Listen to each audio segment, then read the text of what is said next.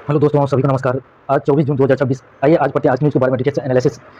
पहला न्यूज़ है, कच्चा तेल, एलपीजी और उर्वरक लेकर आ रहे हैं ये पोत राहत। होर्मुज खुला, 11 भारतीय पोत निकले। आइए पढ़ते हैं न्यूज़ के बारे में डिटेल से एनालिसिस। कच्चा तेल, एलपीजी उर्वरकों को लेकर आ रहे हैं ये पोत राहत। होर्मुज 11 भारतीय पोत निकले।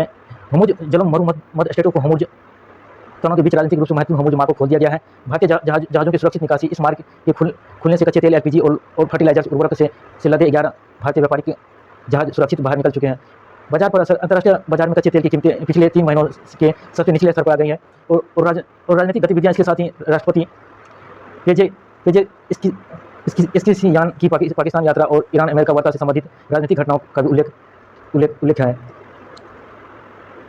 तकनीकी से कम लागतों में मीठा होगा समुद्री जल। आइए पढ़ते हैं न्यूज़ के बारे में। ये साइंस से रिलेटेड, जीएसटी से रिलेटेड आइए पढ़ते हैं। समुद्री जल को कम लागत में मीठे और पीने योग्य पानी में बदलने की तकनीक के बारे में कानपुर के प्रमुख प्रयोगशाला चेन्नई की संस्था के बीच एक तकनीकी पर संयुक्त शोध या ज्वाइंट रिसर्च के लिए एक समझौता करार हुआ है। मुख्य उद्देश्य की तकनीक से कम लागत में मीठा होगा समुद्री जल।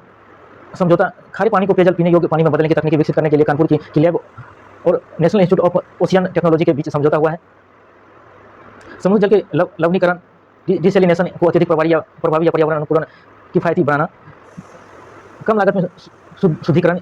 इस नई तकनीकी के माध्यम से बड़े स्तरों के संयंत्रों में समुद्री जल को मीठा करने का खर्च काफी कम हो जाएगा। पारंपरिक प्रणालियों का विकल्प वर्तमान में इस्तेमाल होने वाले पारंपरिक वैक्यूम डिस्टिलेशन और रिवर्स ऑस्मोसिस तकनीकों में भारी मात्रा में बिजली ऊर्जा की खपत होती है। यह नई तकनीकी की ऊर्जा खपत को बहुत कम करेगी। जर्मनी और अन्य देशों पर निर्भरता कम होगी। भारत वर्तमान में पानी को साफ करने के लिए कई उपकरणों और फिल्टर के लिए विदेशी देशों जैसे जर्मनी पर निर्भर है। इस स्वदेशी तकनीकों के आने से आत्मनिर्भरता बढ़ेगी और खाड़ी देशों जैसे क्षमता।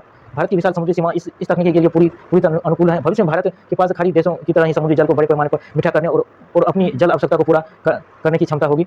जल संकट में कमी। यह तकनीकी तटीय और दूर दराज के क्षेत्रों में भूमिगत जल ग्राउंड वाटर पर निर्भरता को कम करेगी, जिससे भविष्य के जल संकट से निजात मिलेगी। छीनने से ज़्यादा देने जा रहे हैं एआई। आई पढ़ते हैं, ये साइंटिस्ट रिलेटेड भी है। आई पढ़ते हैं न्यूज़ के बारे में कि छीनने से ज़्यादा देने जा रहे हैं एआई। लेख यह स्पष्ट करता है कि आर्टिफिशियल इंटेलिजेंस नौकरी को खत्म करने के बजाय नए अवसर पैदा कर रहा है। वेतन और अवसर में विद्युतीय दुनिया के दूसरे सबसे बड़े पेशेवर सेवा नेटवर्क PwC की ताज़ा रिपोर्ट के अनुसार जो कंपनियां एआई का इस्तेमाल कर रही है वे अपने कर्मचारियों के वेतन में वृद्धि कर रही है और नई रोजगार के अवसर भी ला रही है। उत्पादकता और आर्थिक विकास। यही तकनीकों के अपनाने से कंपनियों की उत्पादकता, प्रोडक्टिविटी बढ़ रही है, जैसे आर्थिक विकास को गति मिल रही है और कौशल का महत्व। भविष्य में के जॉब मार्केट में बने रहने के लिए कर्मचारी को एआई टूल्स और नई तकनीकों के अनुसार खुद को ऑप्टिकल से सक्षम करना जरूरी होगा। पश्चिम एशिया नीति पर नए सिरे से गौर करना होगा। इस न्यूज़ के बारे में इंटरनेशनल रिलेशंस से पश्चिम एशिया नीति पर नए सिरे से गौर करना होगा। ये वरिष्ठ पद का अश्विनी महापात्रा द्वारा लिखा गया है कि लेकिन पश्चिम एशिया मिडिल ईस्ट में तेजी से बदलते भू राजनीतिक और आर्थिक संकटों का विश्लेषण किया गया है। लेकिन माना है कि भारत को इस क्षेत्र में अपनी पारंपरिक रणनीति से आगे बढ़कर नए सिरे से विचार करने की आवश्यकता है। विश्लेषण के समीकरण क्षेत्र में अमेरिका ईरान के बीच बढ़ते तनाव, चीन की मध्यस्थता से सऊदी अरब और ईरान के सुधरते संबंधता, नए गठबंधनों जैसे U2 भारत, इजरायल और यूए अमेरिका के उभार जिक्र हैं। कनेक्टिविटी और ऊर्जा। लेख में मुख्य रूप से हाईलाइट किए गए बॉक्स में लिखा गया है भारत को अब खाड़ी के मित्र देशों के साथ मिलकर समुद्र के नीचे से वैकल्पिक ऊर्जा पाइपलाइन बिछाने की कोशिश पर ध्यान देना चाहिए। चाबहार बंदरगाह INSTC ईरान के चाबहार बंदरगाह और अंतर्राष्ट्रीय उत्तर दक्षिण परिवहन गलियारों INSTC की प्रगति, चुनौतियों और भारत के रणनीतिक हितों पर चर्चा की गई है। रणनीतिक स्वायत्ता। भारत को किसी एक गुट में शामिल होने के बजाय इस क्षेत्र में अपनी आर्थिक और ऊर्जा सुरक्षा हितों को सर्वोपरि रखते हुए संतुलित नीति अपनाने की सलाह दी गई है।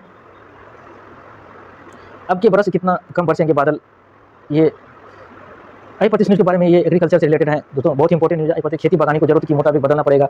सेहत सलामत रखने के लिए बहुत सावधानी रहना पड़ेगा। ये 3 न्यूज़ है। आई 3 न्यूज़ को पढ़ते हैं डिटेल से एनालिसिस कि ज्योग्राफी से रिलेटेड पढ़ा है कि अल नीनो के प्रभाव, कम बारिश की आशंका, उससे निपटने के उपायों का विश्लेषण दिया गया है। मुख्य सुर्खियां केंद्रीय विषय। अब के बरस कितना कम बरसेंगे बादल। मानसून या बारिश की राह में अल नीनो बाधक बन खड़ा हो गया है। मूल चिंता। मौसम वैज्ञानिक के पूर्वानुमान के अनुसार यदि इस साल बादल कम बरसते हैं तो कृषि या उपज, पानी के संकट और स्वास्थ्य पर क्या असर पड़ेगा।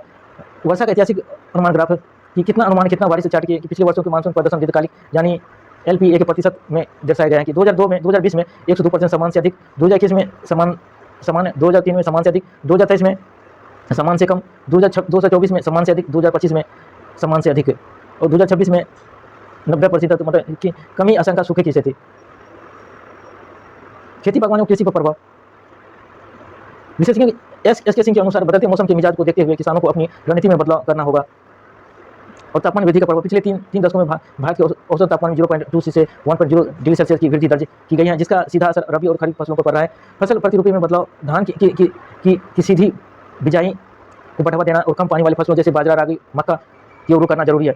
बागवानी पर असर। सेब और अन्य फसलों की बेल्ट जैसे हिमाचल उत्तराखंड में कम बर्फबारी, बढ़ते तापमान के कारण सेब की खेती अब अधिक ऊंचाई वाले क्षेत्रों में 500 से 700 फीट ऊपर की ओर खिसक रही है। अलिनो और ला नीना का चक्र। अलिनो, इसके सक्रिय होने पर समुद्र का तापमान बढ़ता है, जिससे भारत में मानसून कमजोर पड़ता है और सूखे जैसी स्थिति बनती है। ला नीना यह अलिनो के विपरीत काम करता है। इसके आने से समुद्र की सतह ठंडी होती है, जिससे भारत में सामान्य या भारी बारिश होती है। असर का दायरा। यह अलिनो के कारण दुनिया के 50 से अधिक देश सूखे या गर्मी या असमान मौसमी घटनाओं से प्रभावित हो रहे हैं। भारत के उत्तरी पूर्वी और मध्य राज्यों में इसका सबसे ज्यादा असर देखने को मिलता है।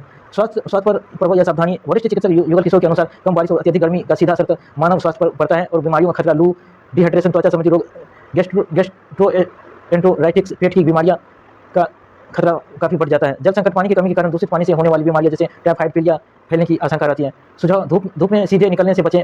ORS या नींबू पानी का सेवन करें और बासी भोजन से दूर रहें। दुनिया के कारोबार की कमान भारतीयों पेशेवरों के हाथ में। पते हैं इस न्यूज़ के बारे में। वैश्विक प्रौद्योगिकी के क्षेत्र में भारतीय मूल के पेशेवरों के बढ़ते प्रभाव या हाल ही में मिली कामयाबी पर प्रकाश डाली गई है कि कामयाबी दुनिया के कारोबार की कमान भारतीय पेशेवरों के हाथ में दर्शाता है कि दुनिया के शीर्षक बहुराष्ट्रीय ग्लोबल टेक कंपनियों का नेतृत्व मूल रूप से विशेषज्ञ कर रहे हैं। कि सिलिकॉन वैली के प्रभाव। विशेष उपशिष्टक ने बताया कि सिलिकॉन वैली की बड़ी दिग्गज टेक कंपनियों में रणनीति और नियमों को आकार देने में भारतीयों की भूमिका अत्यधिक महत्वपूर्ण हो गई है। ग्लोबल टेक कंपनियों में नियुक्तियां इन्फोग्राफिक टाइमलाइन के जरिए साल 2021 से 26 तक प्रमुख वैश्विक कंपनियों में शीर्ष पद पर नियुक्त हुए हैं। भारतीय अधिकारियों को उनके फोटो और नाम के साथ प्रदर्शित किया गया है। 2026 Krishna Nair, vice president Apple. 2026 Isha Verma, product micro software. और 2025 Rahul Pandit, chief technology officer Cognizant. और Raja Mahajan, video head Google. और रवि कुमार, CEO कॉग्निजेंट। विविध सेक्टरों में नेतृत्व पिछले हिस्सों में ध्यान आकर्षित किया गया है। भारतीयों का यह दबदबा केवल तकनीकी टेक्नोलॉजी क्षेत्र में तक सीमित नहीं, बल्कि वित्तीय सेवाओं, कंसल्टेंसी, अन्य प्रमुख व्यवसाय क्षेत्रों में भी वे महत्वपूर्ण भूमिका निभा रहे हैं। बाजार की स्थिति। सेंसेक्स साइड कॉलम में घरेलू शेयर बाजार की हलचल जैसे IT में बिकवाली से सेंसेक्स छूटा है, जो भी संक्षेप रेखांकित किया गया है। भारतीय राष्ट्रीय भुगतान निगम जल्द शुरू करेगा नई सुविधा। एक ही UPI ऐप पर सभी ऑटो पे दिखाएंगे। UPI ऑटो पे भुगतान ई मैंडेट प्रबंधन में होने जा रहे एक बड़े बदलाव से संबंधित है। भारतीय राष्ट्रीय भुगतान निगम NNPCI एक नया केंद्रीकृत फीचर तैयार कर रहा है, जिसके तहत ग्राहक अपने सभी सक्रिय ऑटो पेमेंट आदेशों को किसी भी एक ही UPI जैसे गूगल पे, फोन पे, पेटीएम आदि पर एक साथ देख या ट्रैक कर सकेंगे। इस नई व्यवस्था की बातें और कार्यप्रणाली निम्नलिखित है। मुख्य बिंदु बदलाव। एक ही जगह ट्रैकिंग। वर्तमान में यह आपने बिजली बिल, OTT सब्सक्रिप्शन या बैंक की MI के लिए अलग अलग ऐप्स पर OTP सक्रिय किया हुआ है। तो आपके पते की स्थिति में जानने के लिए उसी विशिष्ट ऐप पर जाना पड़ता है। तो यह सारी जानकारी एक डैशबोर्ड पर उपलब्ध होगी। डबल पेमेंट से सुरक्षा। इस पारदर्शी व्यवस्था से ग्राहकों को स्पष्ट दिखेगा कि उनका पैसा किस सेवा के लिए और किस ऐप के माध्यम से कट रहा है। इसे अनजाने में होने वाले डबल पेमेंट का घोषित सब्सक्रिप्शन, भूल चुके सब्सक्रिप्शन की समस्या खत्म होगी। संशोधन या रद्दीकरण, कैंसिलेशन। यद्यपि आप सभी मैंडेटरी सूची किसी भी एक ऐप में देख सकेंगे, तो लेकिन यदि आप किसी सब्सक्रिप्शन में बदलाव करना चाहते हैं, तो यदि उसे रद्द करना चाहते हैं, तो सुरक्षा कारणों से वह ऐप्स आपको उसी मूल पेरेंट ऐप पर भेज या रीडायरेक्ट देखा जहां से वह मैंडेट पहली बार शुरू किया गया था। कंपनी को निर्देश। NPCI ने इस सुविधा को लागू करने के लिए सभी पेमेंट सर्विस प्रोवाइडर कंपनियों और बैंकों को अपने नेटवर्क तथा एप्लीकेशन इंटरफेस API में आवश्यक तकनीकी बदलाव करने के निर्देश जारी कर दिए गए हैं। ऑटो पे के उपयोग में भारी वृद्धि। NPCI के आंकड़ों के अनुसार भारत में डिजिटल आवर्ती भुगतानों या रिकरिंग पेमेंट का उपयोग बहुत तेजी से बढ़ रहा है। मई महीनों में देश के शीर्ष 10 बैंकों करीब 1.6 बिलियन ऑटो पे लेनदेन प्रोसेस किए गए, जबकि पिछले वर्ष इसी अवधि में संख्या मात्र 57.7 करोड़ थी, यानी एक वर्ष के भीतर इसमें लगभग 3 गुना की वृद्धि दर्ज की गई है। नई उड़ान। भारतीय निजी कंपनियों के लिए खुलेगा PSLV रॉकेट तकनीकी। 35 न्यूज़ के बारे में डिटेल से एनालिसिस। भारतीय निजी कंपनियों के लिए खुलेगा PSLV रॉकेट तकनीकी। उद्देश्य देश को छोटे उपग्रह की लॉन्चिंग का एक बड़ा वैश्विक हब, ग्लोबल हब बनाना। उपेक्षित परिणाम। वैश्विक व्यावसायिक अंतरिक्ष बाजार में भारत की हिस्सेदारी कई गुना बढ़ेगी। महत्वपूर्ण विवरण किसे मिलेगा मौका। यह तकनीकी केवल भारतीयों के स्वामित्व वाली कंपनियों को दी जाएगी। और ट्रैक रिकॉर्डिंग। PSLV रॉकेट का सफल परीक्षण का एक शानदार ट्रैक रिकॉर्ड रहा है। बाजार की स्थिति। वर्तमान में भविष्य में वैश्विक अंतरिक्ष उपयोग और उपग्रह प्रक्षेपण बाजार में तेजी से बढ़ोतरी होने की उम्मीद है। समाज में एकल महिला की संख्या बढ़ रही है, पर यह योजना में हिस्सा नहीं। सिंगल वुमन की अनदेखी क्यों। 35 न्यूज़ के बारे में कि वुमेन से रिलेटेड ये टॉपिक है, इसको बहुत टॉपिक से दोस्तों रिलेट कर सकते हो। समाज में एक महिला या सिंगल वुमन की बढ़ती संख्या सरकारी योजना में उनकी उपेक्षा देखिए कि मुद्दे पर चर्चा की गई है। मुख्य बिंदु आपने देखते हैं कि आबादी में वृद्धि। वर्ष 2001 में भारत में एकल महिला की संख्या करीब 5.12 करोड़ थी, जो 2021 तक बढ़कर यह लगभग 7.14 करोड़ हो गई है। अनुमानित आंकड़े इस वृद्धि की दर के हिसाब से वर्ष 2026 में देश में एकल महिला की संख्या 12.6 करोड़ से 14.8 करोड़ के बीच होने के अनुमान लगाए गए हैं। बढ़ती स्थिति। वर्तमान देश की कुल आबादी में इनकी हिस्सेदारी लगभग 5% या उससे भी अधिक हो चुकी है। एकल महिला की परिभाषा। लेकिन अनुसार श्रेणी में वो महिला शामिल है जो अपनी इच्छा या परिस्थितियों की वजह से अविवाहित है, और इसमें मुख्य रूप से अविवाहित और तलाकशुदा परित्यक्ता पति द्वारा छोड़ी गई और विधवा महिलाएं शामिल है, जिनकी उम्र समानता 20 वर्ष से अधिक है। बदलाव की जरूरत है। लेख में 3 मूल साधारण को जोर दिया गया है कि नीतियों में स्थान जानकर सरकारी नीतियों और नियम कानूनों में सिंगल यूनियन को उचित स्थान और पहचान मिलनी चाहिए। कल्याणकारी योजना, सरकारी कल्याणकारी योजना का दायरा बढ़ाकर इन्हें भी उसमें शामिल किया जाना चाहिए। और सामाजिक आर्थिक सुरक्षा, इसके लिए आर्थिक आत्मनिर्भरता और सामाजिक सुरक्षा के कड़े इंतजाम होने चाहिए। वैश्विक परिदृश्य चुनौतियाँ, वैश्विक स्तर पर अमेरिका, यूरोप, चीन, जापान और दक्षिण कोरिया जैसे देशों में विवाह की दरें घट रही है और एकल महिलाओं की आबादी बढ़ रही है। सुरक्षा और पेंशन, विवाहित और विधवा महिलाओं को कुछ परिवार के लाभ मिल जाते हैं, लेकिन अविवाहित और परित्यक्ता महिलाओं के लिए सामाजिक आर्थिक सुरक्षा का आज भी अभाव है। यूरोप चौथी गर्मी में भीषण लू से जल रहा है यूरोप। फ्रांस में सबसे ज़्यादा गर्म रात, ब्रिटेन में चढ़ते पारे में डराना, स्पेन, इटली में भी रेड अलर्ट। आई 35 न्यूज़ के बारे में बहुत इंपॉर्टेंट है दोस्तों, इंटरनेशनल जैसे IR से। यूरोप में बढ़ रही और यूरोप क्लाइमेट से भी, यूरोप में बढ़ रही अत्यधिक गर्मी और भारत में मानसून के आगमन से जुड़ी खबरें। यूरोप चौथी गर्मी से भीषण लू से जल रहा है यूरोप इस समय ऐतिहासिक गर्मी, भीषण लू, हीट वेव्स का सामना कर रहे हैं। इतिहास की सबसे गर्म रात की दर्ज की गई है। आधे फ्रांस में रेड अलर्ट जारी है। कई जिलों में 40 डिग्री से ऊपर पहुंच गया है। लोग गर्मी से बचने के लिए पेरिस में एफिल टावर के सामने बने फव्वारों के पानी में नहा रहे हैं। और ब्रिटेन लगातार चढ़ते पारे तापमानों के लोगों को डरा दिया है। कई जगहों पर 35 से 40 डिग्री सेल्सियस के बीच दर्ज किया गया है। स्पेन और इटली दोनों देशों में गंभीर स्थिति को देखते हुए रेड अलर्ट जारी किया गया है। इटली की राजधानी रोम सहित कई प्रमुख देशों में लू का कहर। स्पेन में गर्मी से राहत देने के लिए कई जगहों पर कूलिंग सेंटर खोले गए हैं। मानसून कमजोर, खेती बचाने की तैयारी। भारत में कई हिस्सों में भुगतान। शुरुआत में मानसून कमजोर रहने के कारण कृषि मंत्रालय में वैश्विक योजना तैयार की गई है। कम वर्षा वाले प्रभावित जिलों की पहचान कर किसानों को सहायता पहुंचाने की बात कही गई है। 12 दिन देरी से सही मुंबई पहुंचा मानसून। लंबे इंतजार के बाद आखिरकार मानसून ने मुंबई के दस्तक दे रही है और तस्वीर में लोगों को छतरी लेकर बारिश के बीच सड़क पर चलते हुए दिखाया जा सकता है। भारत ने कहा खतरे बढ़ रहे हैं। इस दौर में ब्रिक्स की अहमियत बढ़ी है। चीन से कहा चिंता वाले मुद्दों पर संवेदनशील रहे। आइए पढ़ते हैं इस बारे में। IR से रिलेटेड हैं कि भारत के राष्ट्रीय सुरक्षा सलाहकार अजीत डोभाल चीन के तकनीकी विदेश मंत्री वांग शी की बैठक में से जुड़े हुए हैं। भारत ने कहा कि दुनिया में खतरे बढ़ रहे हैं। इस दौर में ब्रिक्स अहमियत तो काफ़ी बढ़ गई है। वैश्विक चुनौतियां, दुनिया इस समय सैन्य संघर्षों, भू राजनीतिक अनिश्चितताओं, आर्थिक दबावों और नई तकनीकों चुनौतियों से जुड़ रही है। वैश्विक समस्याओं की विफलता, मौजूद अंतर्राष्ट्रीय संस्थाएं इस समस्या का प्रभावी समाधान खोजने में पर्याप्त साबित नहीं हो पा रही है। ब्रिक्स का महत्व उभरती अर्थव्यवस्था के बीच सहयोग बढ़ाने और ग्लोबल साउथ की आवाज़ को मजबूत करने के लिए ब्रिक्स की एक विशेष गठबंधन मौजूद परिस्थितियों में इसका महत्व बढ़ गया है। द्विपक्षीय बातचीत, भारत चीन संवेदनशीलता की मांग। NRC की अजीत डोभाल के चीन के विदेश मंत्री वांग शी से मुलाकात के दौरान कहा कि भारत और चीन को एक दूसरे के मुख्य चिंता को मुद्दे के प्रति संवेदनशील रहना चाहिए। अन्य मुख्य बिंदुओं, ईरान UAE विवाद। बैठक में पश्चिम एशिया में तनाव पर भी चर्चा की गई। ईरान के प्रतिनिधि में UAE पर हालिया हमलों में भूमिका निभाने का आरोप लगाया गया। ब्रिक्स के मंच पर दोनों के मतभेद का सामने आया है कि ऊर्जा और साइबर सुरक्षा। बैठक में आतंकवाद, साइबर सुरक्षा, ऊर्जा, उभरती तकनीक से जुड़े खबरों पर व्यापक विचार विमर्श हुआ है। संपादकीय न्यूज़ है दोस्तों। आई 35 न्यूज़ के बारे में हिंद प्रशांत में उभरते नए समीकरण। हिंद प्रशांत में अवधारणा ने चीन की बढ़ती समुद्री प्रभाव को नियंत्रण करने के लिए समान हितों वाले देशों को गोल बंद किया गया, मगर अमेरिका की नीतियों से अब भरोसे संकट पैदा हो गए हैं। आई 35 न्यूज़ के बारे में बहुत इंपॉर्टेंट न्यूज़ है दोस्तों। हिंद प्रशांत में उभरते नए समीकरण की विषय पर केंद्रित है, जिसे ब्रह्मदीप पलूने ने लिखा है। आई 35 न्यूज़ के बारे में। चीन का प्रभाव, हिंद प्रशांत क्षेत्र की अवधारणा मूल रूप से चीन के बढ़ते वैश्विक और समुद्री प्रभाव को संतुलित करने के लिए बनाई गई थी। उस भरोसे का संकट अमेरिकी नीतियों में आ रहे हैं बदलाव के कारण इस क्षेत्र के सहयोगी देशों के बीच अब एक गहरा भरोसे का संकट पैदा हो गया है। रणनीति के बढ़ाव, अमेरिका अपनी दीर्घकालिक रणनीति और प्रतिबद्धता की तुलना में तत्कालिक आर्थिक और व्यवसायिक हितों को अधिक प्राथमिकता दे रहा है। क्षेत्रीय सुरक्षा क्वाड सिक्योरिटी स्क्वाड साझा हित, अमेरिका, भारत, जापान, ऑस्ट्रेलिया ने मिलकर क्वाड समूह को मजबूत किया है। सुरक्षा का असर, अमेरिकी प्रतिबद्धता कम होने से इस क्षेत्र के देशों को अपनी सुरक्षा और आर्थिक हितों के लिए चीन या अन्य विकल्पों की ओर देखने को मजबूत कर सकता है। सुरक्षा पर असर, अमेरिकी प्रतिबद्धता कम होने से इस क्षेत्र के देशों को अपनी सुरक्षा और आर्थिक हितों के लिए चीन या अन्य विकल्पों की ओर देखने को मजबूत होना पड़ सकता है। हिंद महासागर का महत्व, वैश्विक व्यापार, ऊर्जा आपूर्ति, तेल और समुद्री सुरक्षा के लिए हिंद महासागर पर एक बेहद संवेदनशील महत्वपूर्ण रूट है। भारत की भूमिका की और चुनौतियाँ। भौगोलिक स्थिति भारत इस पूरे क्षेत्र के केंद्र में स्थित है, जिससे उसकी रणनीतिक भूमिका सबसे महत्वपूर्ण हो जाती है। चीन की घेराबंदी, चीन पाकिस्तान के ग्वादर पोर्ट और श्रीलंका के हम्बनटोटा पोर्ट और म्यांमार में अपनी उपस्थिति बनाकर भारत को घेरने की कोशिश कर रहा है। विश्वसनीय हिस्सेदारी, भारत को इस क्षेत्र में एक लोकतांत्रिक स्थिर या सबसे भरोसेमंद साझेदार के रूप में देखा जाता है। दिखावे का जीवन, आई 35 संपादकीय न्यूज़, आई 35 न्यूज़ के बारे में कि संस्कृति, सोशल मीडिया के आधुनिक जीवन शैली में छिपे खालीपन के बारे में क्या, लेकिन साझा किया है कि सच छुपाकर ऊपर से दिखने की कोशिश में कैसे मानसिक सुकून को खो रहे हैं। आई पढ़ते हैं, पूनम पांडे लिखा गया। आज के समय में अमूमन हर कोई दिखाने की कोशिश करता है और उसके जीवन में सब कुछ समान है, लेकिन सभी के दिल में कोई अनजान सा खौफ हर समय हावी रहने लगा है। मन में कोई भय, संशय चलता रहता है। अगर ऊपर से के देखें तो कुशल नजर आता है, सही समय सलामत और दिनचर्या पटी पर, चेहरे पर मुस्कान बिखरती रहती है, मगर भीतर कोई सूद या सवाल खिसकता है, जैसे खिड़की या पाँव है, इसलिए हवा नहीं आती है। कहते हैं कि सब कुछ होते भी कुछ नहीं होना, यही असली बिना बना है। हम जी तो रहे हैं, मगर मन में न छतरी और न छाँव है। दिखावे का जीवन, यह तैयार जहाँ अपनी वास्तविकता पहचान, सुखी और स्थिति का छिपाकर दूसरों को प्रभावित करने के लिए एक तकनीकी छवि प्रस्तुत करता है। यह अक्सर सोशल मीडिया, भौतिकवाद और समाज उम्मीदों से सजा एक मानसिक तनाव जो इंसान को आंतरिक रूप से खोखला कर देता है। लोग लोग केवल दूसरों को प्रभावित करने के लिए अपनी क्षमता से अधिक खर्च करते हैं और झूठी जिंदगी जीते हैं। अक्सर मानसिक शांति और वास्तविकता दूसरे से वंचित रह जाते हैं। आजकल जीने के लिए फॉर्म्स का सहारा इतना अधिक है कि उलझने और असफलता बार-बार हावी होती है, जो आत्मविश्वास और भरोसे की हरी भरी और लता को सुखा देती है। इसलिए इन दिनों में चलन और दिखाई दे रहा है।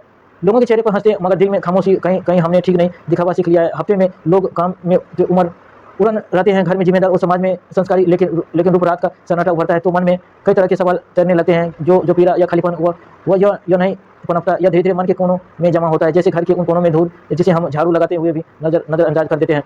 मकान का असली रूप कि सालिन बाहर नहीं है, कहीं भीतर दबा हुआ है। हम क्या हुए हैं, मगर काम से नहीं बल्कि बनावटीपन से हर समय खुद को साबित करने की जरूरत में लगे रहते हैं। लोग क्या कहेंगे इस सोच ने लोगों को पूरी तरह से जकड़ रहा है। अगर अगर से कहते हैं कि एक सकारात्मक, एक अनुशासित भीतर मन का बताना दिखावे के कवार थोड़ा भी ना हो, मगर बनावटी चौकाचंद में हमें मन की आवाज़ को सुन नहीं पाते हैं कि हार मांगने की जगह में कितने सारे इंद्रजाल हमको दस में करने के लिए कितने भ्रामक मान बहकावे, और जब मन उब जाता है तो हम उसे बहलाने निकल पड़ते हैं। कभी मोबाइल में तो कभी नशे में, कभी सोचना गपशप और किसी ऐसे समूह की संगत में जहाँ ना हमारे विचार मिलते हैं और ना हमारे संस्कार। ये सब सांप भी मर जाते हैं और लाठी भी बिना टूटे वाली कोशिश है। कभी दर्द भी दबा रहे हैं और सच का सामना भी नहीं करना चाहते, मगर खालीपन कोई बच्चा नहीं जो टॉफी और चॉकलेट से भल जाए तो हमेशा चिपक कर रहता है। तो खुद से जितना दूर रहना चाहो यह मन में उतना गहरा उतर जाता है। तो कहते हैं कि ज़िंदगी दुख का दूसरा नाम है, मगर यह भी आधा सच है कि असल बात यह है कि हमने ज़िंदगी को परहेज बिना बना दिया है। चलते रहो, करते रहो, सोचो मत, रुको मत। जब आदमी होने की जगह सिर्फ करने लगे तो खालीपन तो पनपेगा। खाली बर्तन ज़्यादा बचता है। यह कहावत है कि कहावत ही नहीं बनी। हम आधुनिकता की दौर में ऐसे भागने जा रहे हैं कि अपनी जड़ें भूल गए हैं। परंपराएं हमें बांधती नहीं थी बल्कि संभालती भी। यह बात वास्तव में हमें देर से समझ में आती है। हाल में यह हमने पूरी तरह से आधुनिक बन पाई, न पूरी तरह पारंपरिक रह पाई। बीच मझधार में नाव डगमगा रही है।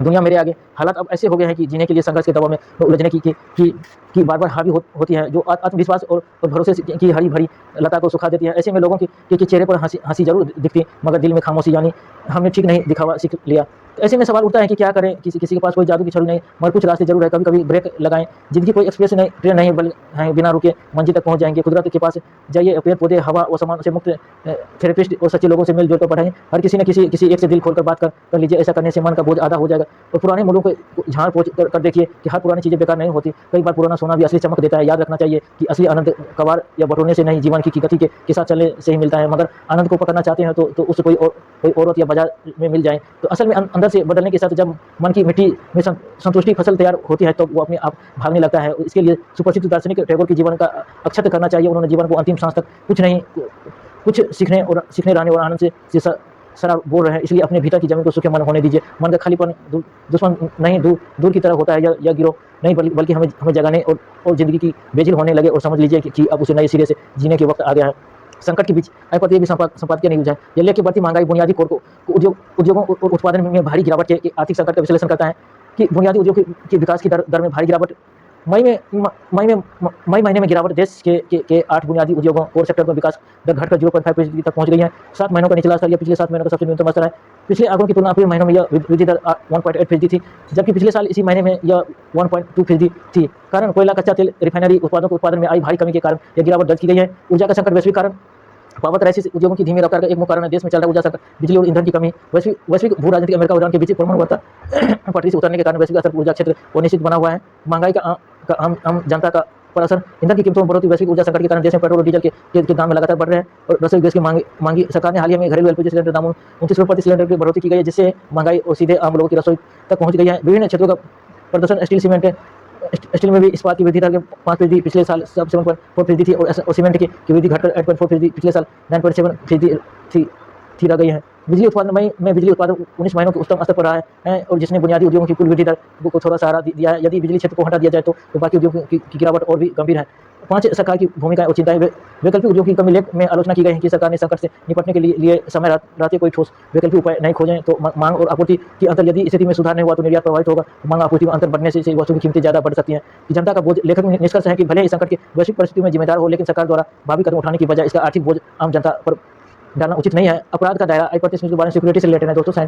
जैसे राष्ट्रीय राजधानी दिल्ली दक्षिण दिल्ली के महरौली इलाके फुटपाथ पर अपने परिवार के साथ सो रही बच्ची का अपहरण किया गया और क्रूरता आरोपी के एक क्लब चाक ने बच्ची के साथ बलात्कार किया, गला घोंटकर उसकी हत्या किया और सबको फरीदाबाद गुरुग्राम के पास जंगल में फेंक दिया। आरोपी की घटना के बाद दोबारा घटनास्थल पर आया कि लेकिन पुलिस को देखकर भाग गया। बाद में पुलिस ने उसे गिरफ्तार कर लिया। उठाए गए सवाल और चिंताएं कि सुरक्षा व्यवस्था पर सवाल, देश की राजधानी में के नाते सुरक्षा बेहतर होनी चाहिए, लेकिन आखिर इसकी विपरीत सुरक्षा जो हमेशा अपराध होने के बाद क्यों जगती है। कानून का डर नहीं, कड़े कानून के बावजूद अपराधियों के मन में कानून का कोई खौफ नहीं। जमीनी हकीकत लेख के अनुसार केवल कागजों पर विशेष कानून बना देने से अपराध नहीं रुकेगी और शासन प्रशासन को इन कानूनों की जमीन पर प्रभावी तरीके से लागू करने का सख्त जरूरी है। रडार तकनीक से दुश्मनों के ड्रोन किए जा सकते हैं नष्ट। ये साइंस से रिलेटेड है, न्यूज़ के बारे में बहुत इंपॉर्टेंट न्यूज़ है दोस्तों। रडार तकनीक से दुश्मनों के ड्रोन किए जा सकते हैं नष्ट। एंटी ड्रोन तकनीकी का विकास, युद्ध में ड्रोन के बढ़ते इस्तेमाल को देखते हुए एंटी ड्रोन प्रणाली को विकास पर जोर दिया जा रहा है। आधुनिक प्रणाली के जरिए दुश्मनों के ड्रोन की पहचान उन्हें लेजर रडार जैसे जमस की मदद से निष्क्रिय या नष्ट किया जा सकता है।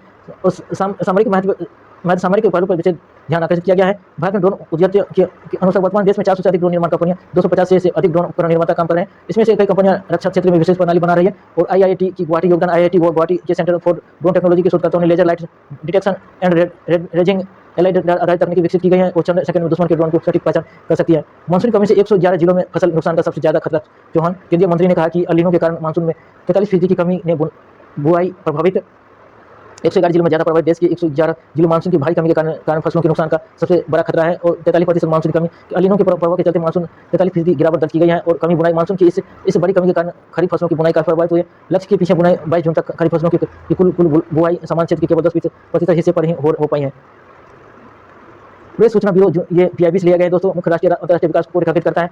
मुख्य रूप से युवा सशक्तिकरण, रक्षा क्षेत्र में तकनीकी प्रगति, वैश्विक ऊर्जा सुरक्षा पर ध्यान केंद्रित किया गया है। वंदे मातरम सिविल युवा एकता पहल माई भारत पहल के अंतर्गत आयोजित अवधि देश भर में एक सप्ताह का युवा शिविर कवरेज, इसके लिए कुल 22 जिलों में चिन्हित किया गया है। 15 से 29 वर्ष की आयु वर्ग के 3000 युवा। मुख्य उद्देश्य युवाओं में नागरिक भागीदारी, सिविक पार्टिसिपेशन को बढ़ावा देना है। तो कुल सीटों में 50% से अधिक महिलाओं और सामाजिक रूप से वंचित वर्गों के लिए आरक्षित की गई हैं। रक्षा प्रौद्योगिकी एकीकरण, रक्षा एवं सूचना प्रौद्योगिकी की रक्षा राज्य मंत्री संजय सेठ ने नई दिल्ली में इस बैठक की अध्यक्षता की है। यह 15वीं सूचना प्रौद्योगिकी सलाहकार समिति की बैठक की गई थी और प्रमुख क्षेत्र सूचना प्रौद्योगिकी में आत्मनिर्भरता प्राप्त करना, उन्नत चिप्स निर्माण, एडवांस चिप्स मैन्युफैक्चरिंग को बढ़ावा देना और संपूर्ण ऑपरेटिंग सिस्टम जैसी विघटन प्रौद्योगिकी, डिस्ट्रप्टिव टेक्नोलॉजी के उपयोग का प्राथमिकता देना। और ब्रिक्स ऊर्जा सम्मेलन, अंतर्राष्ट्रीय कूटनीति एवं ऊर्जा मेजबान देश स्थान भारतीय इसकी मेजबानी हरियाणा गुरुग्राम में करने के लिए तैयार है। संस्कार 11वीं ब्रिक्स मंत्रियों का सम्मेलन 11th BRICS energy ministry meeting है। गठबंधन का आकार ब्रिक्स वर्तमान में 11 सदस्यीय देश गठबंधन है। गठबंधन का आकार ब्रिक्स वर्तमान में 11 सदस्यीय गठबंधन है। मुख्य एजेंडा वैश्विक ऊर्जा सुरक्षा, वहनीयता, अफोर्डेबिलिटी, स्वच्छ ऊर्जा परिवर्तन, क्लीन एनर्जी ट्रांजिशन के बीच सही संतुलन स्थापित करना है और त्वरित श्रम न्याय, स्विफ्ट लेबर जस्टिस, अभूतपूर्व दृष्टिकोण दिल्ली स्थित क्षेत्रीय श्रम आयुक्त के लंबित मामलों को निपटाने के लिए एक विशेष क्लस्टर आधारित समूह बनाकर तरीका अपनाया है। बड़ी कार्रवाई दिल्ली मेट्रो रेल निगम DMRC से जुड़े 178 लंबे समय से लंबित दावों के मामलों को एक साथ सूचीबद्ध किया गया है। नतीजा इस सभी मामलों की सुनवाई और निपटान की एक ही दिन में करने का लक्ष्य रखा गया है। ट्रेड वॉच विज्ञप्ति, ट्रेड वॉच रिलीज रिपोर्ट जारी करता नीति आयोग संस्था ट्रेड वॉच त्रैमासिक ट्रेड वॉच क्वार्टरली का 18वां संस्करण। समय अवधि वित्त वर्ष 2025-26 की चौथी तिमाही के लिए और मुख्य फोकस रिपोर्ट में भारत की दवाई क्षेत्र, फार्मास्यूटिकल सेक्टर में मजबूत वैश्विक प्रदर्शन और अंतर्राष्ट्रीय स्तर पर इसकी सफलता रेखांकित किया गया है। थैंक यू दोस्तों, आज इतना तक। अगले दिन थैंक यू दोस्तों।